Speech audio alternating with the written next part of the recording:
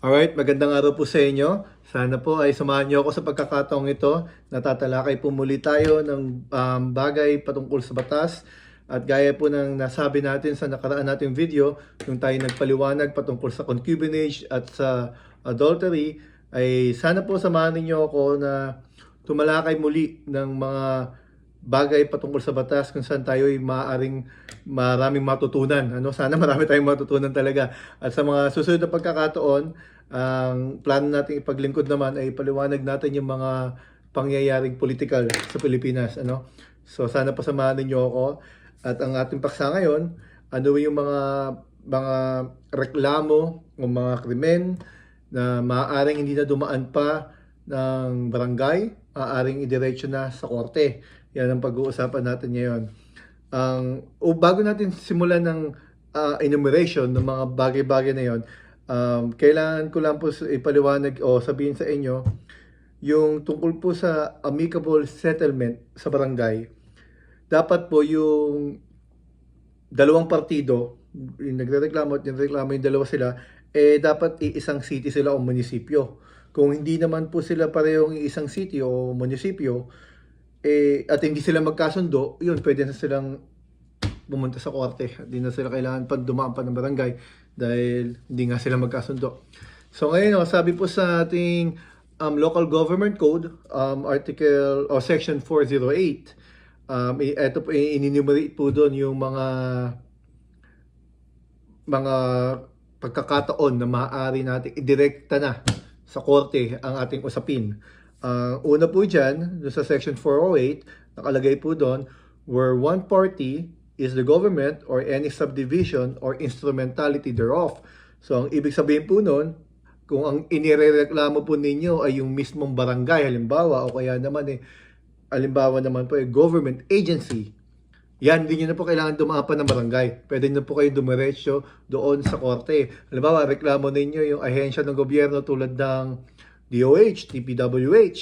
Diba? Hindi nyo po kailangan dumaan pa ng barangay o sa lupon, no?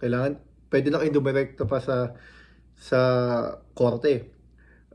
Ganun din, kung ang nirereklamo ninyo yung mismong barangay, hindi nyo na po kailangan ireklamo yung barangay na yun sa barangay nila, no? Hindi na po kailangan yon. So, number 2 po, nakalagay dito, o sa letter B, where one party is a public officer or employee and the dispute relates to the performance of his official functions. So, dito naman po sa pagkakataong ito, ang inirereklamo po ninyo, o ang inirereklamo ay yung mismong public official o yung empleyado. Halimbawa po, ang inirereklamo mismo yung kagawad o yung kapitan ng barangay o kung sino man pong public officer ng ahensyang inyong nirereklamo. Sa pagkakataong ngayon, hindi nyo na po kailangan pang ireklamo sila sa barangay nila. Pwede na po kayong umakyat sa korte. Doon na po ninyo isampa ang kaso. So, nakakadalawa na po tayo. Ang pangatlo po, offenses punishable by imprisonment exceeding 1 year or a fine exceeding 5,000 pesos. So, ang ibig sabihin po, kung ang reklamo ninyo na krimen na inyong inireklamo ay may penalty o may kapurusahan na pagkakakulong na higit 1 taon o multa na higit 5,000 piso, marami ho yan. Maraming krimen na higit na dyan kasi ang batas na ito gawa noon pa eh.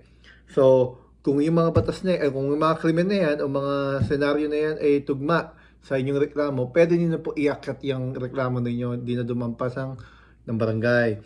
Yan po. Number 4, kapag naman po ang offenses, letter D, offenses where there is no private offended party. Kung wala naman po offended party, walang kayong sinaktan, walang nasaktan o kung ano man, pwede po yan. Halimbawa po dyan, yung kasong illegal possession of firearms. Sa pagkakataong iyon, wala naman pong na pahamak o wala naman hong nasaktan. Subalit, yung mismong illegal possession, yung mismong pagdala mo ng firearm na hindi lisensyado, iyon, kaso mismo yon.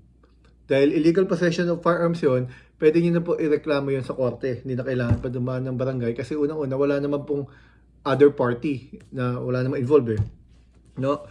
Sa number 5 po, where the dispute involves real properties located in different cities or municipalities, unless the parties thereto agree to submit their differences to amicable settlement by an appropriate lupon.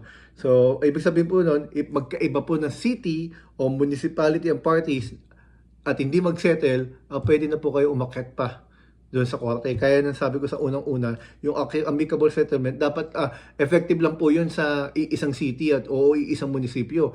Kapag magkaiba po kayo ng lugar, city o munisipyo, at di kayo magkasundo, pwede na po kayo umakyat. No? Ganun din, disputes involving parties who actually reside in barangay of different cities or municipalities, except where such barangay units adjoin each other and the parties thereto agree to submit their differences to amicable by an appropriate lupon. So, sa pagkakataon naman ito, kung yung mga dalawang party ay magkatabing barangay, pero hindi rin magkasundo, hindi sila magkaroon ng amicable settlement, pwede na rin nyo kayong umakyat. Yan po yun. Sa number 6 na ba tayo? Okay. Such other classes of disputes which the President may determine in the interest of justice or upon recommendation of Secretary of Justice. So, ito naman po, kapag ang nag-decision ay yung Presidente o yung upon recommendation ng Secretary of Justice na pwede nyo, yung nangyayari sa inyo o yung reklamo ninyo mismo ay pwede nang itawid o itaas sa korte, maaari nyo na pong iakyat yon, hindi na kailangan dumaan ng barangay. Yun po yung mga bagay o mga pangyayari o krimen na maaaring hindi na dumaan sa barangay o sa lupon. Pwede na kayong dumaan doon o iakyat doon sa korte. Ngayon, may karagdagan po dyan. Meron pong jurisprudence noon ang Supreme Court. Actually, administrative circular ito ng Supreme Court, 14-93. Ano? Dito nakalagay sa number 8, disputes where urgent legal action is necessary. Kapag yung mga urgent legal action, kailangan, dapat, huwag naman padaan ng barangay, dapat i-direkta na sa korte. Ano po yung mga halimbawa niyan? Ang mga halimbawa po niyan ay ito. Pagka under police custody, number 1. Basahin po natin na criminal cases where accused is under police custody or detention. Kapag ang akusado ay nakakulong na o hawak-hawak na ng pulisya, under police custody na, huwag mo na idaan sa barangay, ilagay mo na sa korte kasi nasa loob na ng custody, naka-detain na. Hindi ba? So, number 1. Number 2 naman, yung petitions for habeas corpus by a person illegally deprived of his rightful custody over another or a person illegally deprived or an acting in his behalf.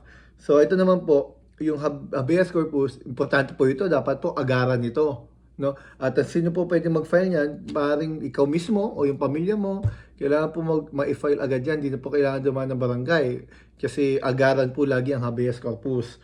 Sa number 3, actions coupled with provisional remedies such as preliminary injunction, attachment, delivery of personal property, and support during the pendency of the action. Ano ibig sabihin nun?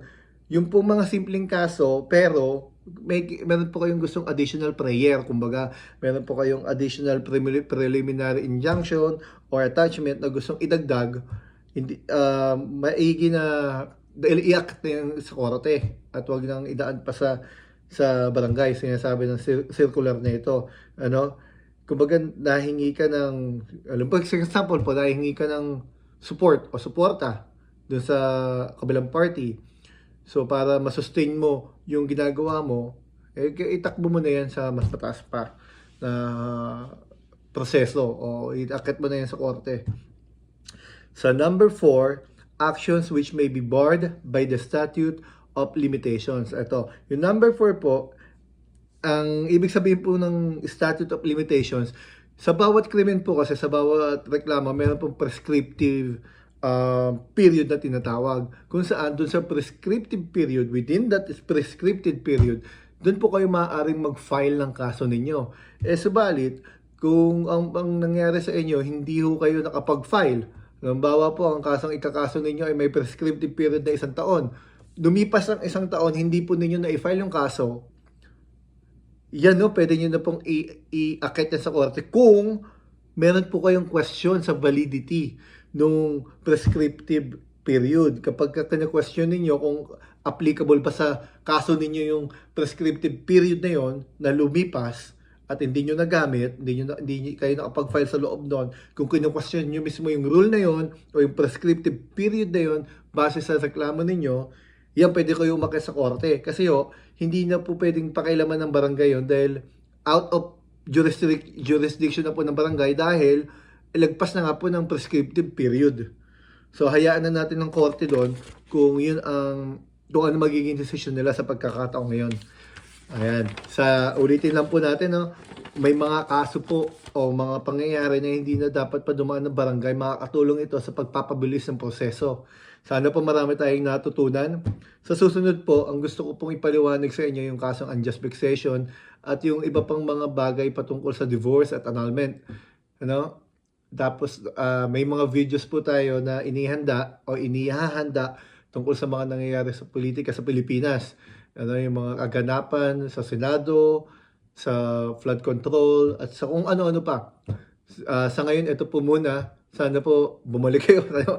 Sana makasama ko po kayo tumalakay at matuto. No? Para usap tayo kumbaga.